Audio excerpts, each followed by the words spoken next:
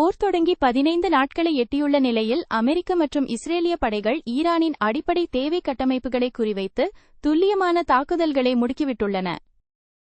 Now 15 days into the conflict, American and Israeli forces have ramped up precision strikes targeting Iranian critical infrastructure. வான்வழி தாக்குதலின் ஒரு பெரிய உயர்வாக இஸ்ரேலிய படைகள் தெஹ்ரானில் உள்ள ஈரானிய விண்வெளி ஆய்வு மையத்தையும் மேற்கு ஈரானில் உள்ள பல கட்டுப்பாட்டு மையங்களையும் வெற்றிகரமாக அழித்தன. In a major escalation of the air campaign, Israeli forces successfully destroyed the Iranian Space Research Center in Tehran, alongside multiple command and control hubs in western Iran.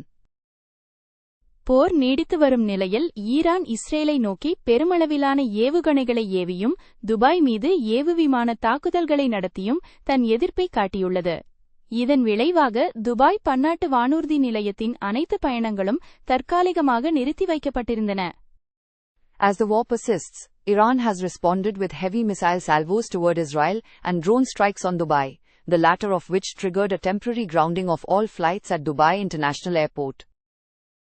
Hormuz நீரிணை வழியாக இந்திய கப்பல்கள் செல்வதற்கு பொதுவான ஏற்பாடு ஏதுமில்லை என்றும் ஒவ்வொரு கப்பலும் ஈரானிடம் தனித்தனியாக அனுமதி பெற வேண்டும் என்றும் வெளியுறவுத்துறை அமைச்சர் எஸ். ஜெய்சங்கர் விளக்கமளித்துள்ளார். External Affairs Minister S. Jaishankar clarified that there is no blanket arrangement for Indian ships to pass through the Strait of Hormuz, stating each vessel must be cleared individually with Iran. சமையல் எரிவாயு தட்டுப்பாடு அதிகரிப்பது குறித்து மாநிலங்களவையில் அனல் பறக்கும் விவாதம் நடைபெற்றது. அரசு பீதியை தூண்டுவதாக எதிர்க்கட்சிகள் குற்றம் சாட்டின. ஆனால் உலகளாவிய கப்பல் போக்குவரத்து தடைகளே இதற்கு காரணம் என்று மத்திய அரசு கூறியது. Mounting LPG shortages sparked a heated debate in the Rajya Sabha, with the opposition accusing the government of fueling panic, while the centre blamed global shipping disruptions. கடும் பொருளாதார மற்றும் ஆற்றல் நெருக்கடிக்கு மத்தியில் கியூபாவின் தேசிய மின் கட்டமைப்பு செயலிழந்ததால் பல இலட்சக்கணக்கான மக்கள் இருளில் மூழ்கினர்.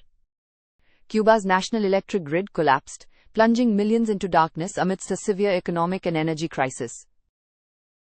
இந்திய பங்குச் சந்தையில் பிஎஸ்இ சென்செக்ஸ் 938 புள்ளிகள் உயர்ந்து 70502 ஆகவும் என்எஸ்இ நிஃப்டி 50257 புள்ளிகள் உயர்ந்து 23408 ஆகவும் நிலைபெற்றன.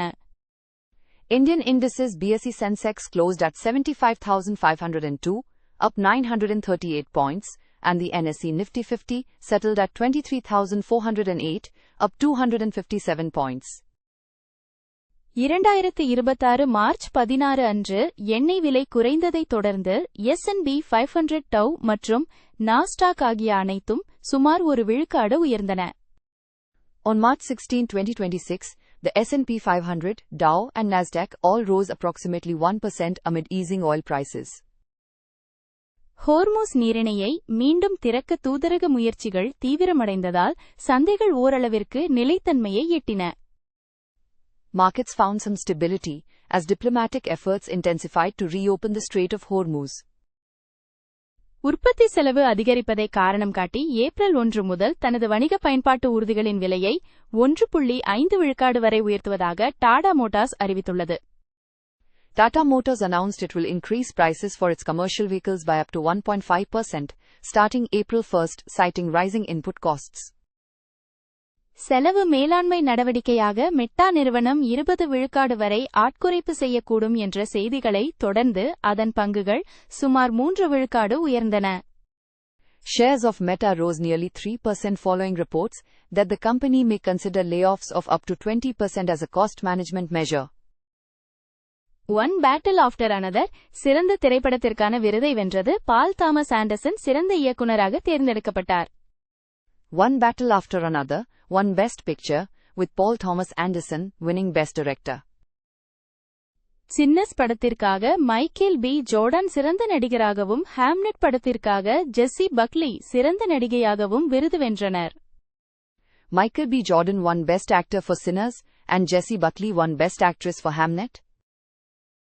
2025 ஆண்டிற்கான தனது வருடாந்திர விருதுகளை சாகித்ய அகாதமி அறிவித்தது. தமிழில் திறனாய்வு நூலுக்காக எஸ். தமிழ்செல்வன் இவ்விருதை பெற்றுள்ளார். The Sahitya Akademi announced its annual awards for 2025, for Tamil received by S. Tamil Selvan, Tamil Criticism.